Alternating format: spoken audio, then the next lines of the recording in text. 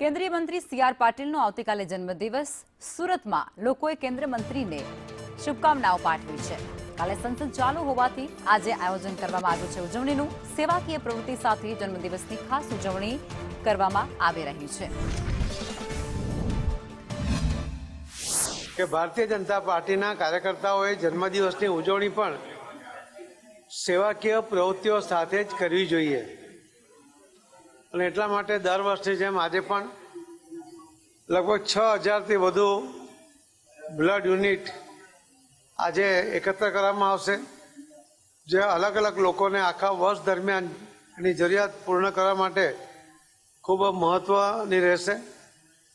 medical camp, આઈ camp, ચશ્મા શિબિર, લગભગ 2.25 લાખ નોટબુકનું ફ્રીમાં વિતરણ, કે જેની અંદર પણ જળ સંચયનો જે માનનીય પ્રધાનમંત્રી મોદી સાહેબનો સંકલ્પ છે એની નાના બાળકોને માહિતી સાથે 4 પેજની એવી 2.25 લાખ નોટબુકોનું આજે વિતરણ